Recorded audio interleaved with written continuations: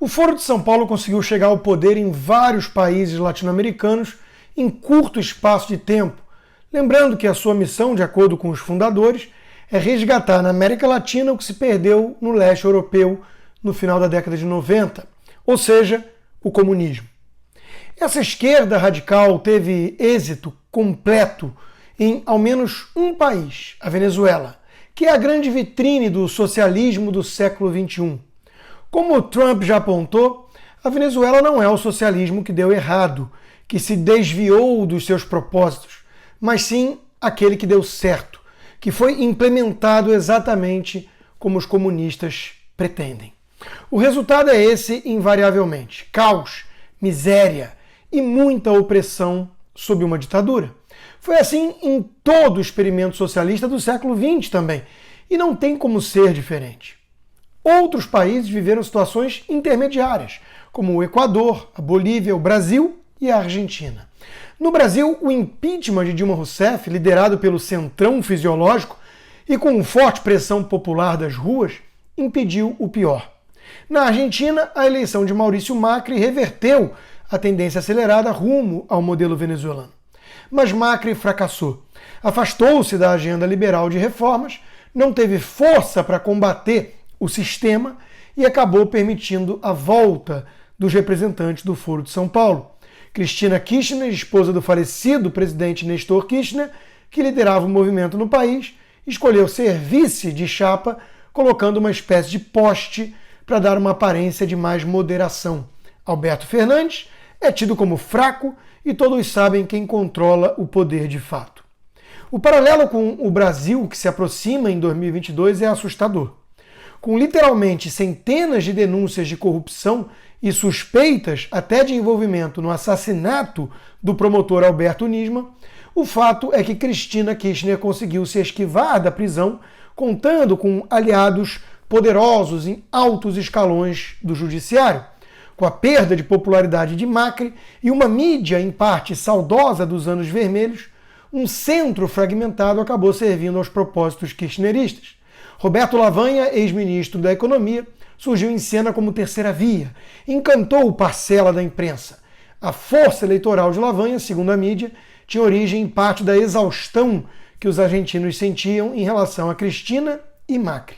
Pesquisas apontavam quase 15% de intenção de votos para a alternativa aos extremos nessa polarização, assumindo que Macri representasse de fato algum extremismo semelhante ao do Foro de São Paulo, o que é ridículo, absurdo.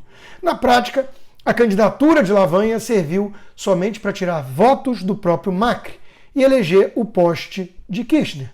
Ele teve cerca de 6% do total, basicamente a diferença entre Fernandes e Macri. Os jornalistas com um claro viés de esquerda comemoraram. No Brasil, formadores de opinião chegaram a demonstrar inveja da Argentina no começo da pandemia, pois ali sim havia um presidente de verdade, ao contrário do Brasil.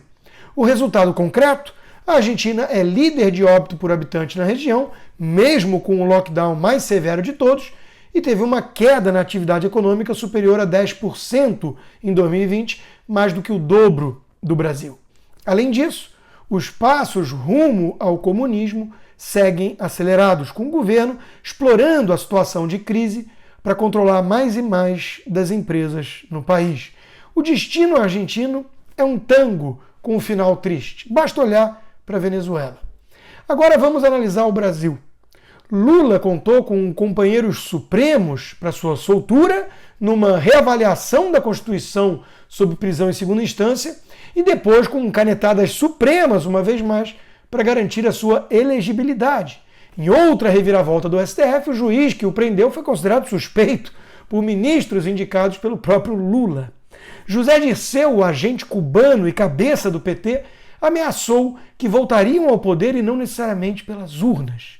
Dito e feito, pelo visto. Enquanto isso, os moderados tucanos preferem bater panela contra Bolsonaro, acusado até de genocida por alguns. FHC, o líder tucano, já declarou que escolhe Lula se a única opção for Bolsonaro. Vários liberais, entre aspas, que se transformaram em anti-bolsonaristas histéricos e demagogos, sinalizam que ficarão neutros se houver um segundo turno na melhor das hipóteses. Muitos já mostraram que votariam no petista. Com uma campanha maciça da imprensa demonizando o Bolsonaro, a sua popularidade foi afetada e o desgaste é evidente. O sistema trabalha pela volta do Foro de São Paulo, eis a constatação. Os tucanos e suas adjacências, velhas ou novas e alaranjadas, acreditam que podem culpar o presidente por cada óbito da pandemia, pela crise econômica, por tudo de mal que acontece no país, que terão o caminho do meio, entre aspas, livre para avançarem. Uma colunista do jornal O Globo chegou a escrever que cresce a avaliação de que Bolsonaro pode ficar fora do segundo turno em 2022, confundindo sua torcida com uma análise. Se Bolsonaro falar que beber água é saudável, no dia seguinte a manchete dos jornais será sobre um caso de um sujeito que bebeu água demais e morreu. Se ele falar que pegar sol é importante para a saúde, emissoras farão reportagens longas sobre câncer de pele. Estamos nesse nível. Mas essa militância tucana não se dá conta de que esse centro tem chances quase nulas no ano que vem, inclusive pela postura sensacionalista na pandemia e pusilânime contra o petismo. Quem bate panela contra Bolsonaro e não contra esse STF, a demagogia oportunista dos tucanos e a postura abominável da mídia abutre, pode até não saber, mas quer o PT de volta. Está se esforçando para mirar no péssimo exemplo argentino. Essa turma talvez até mereça um destino trágico desses. O problema é que todos os demais brasileiros não merecem.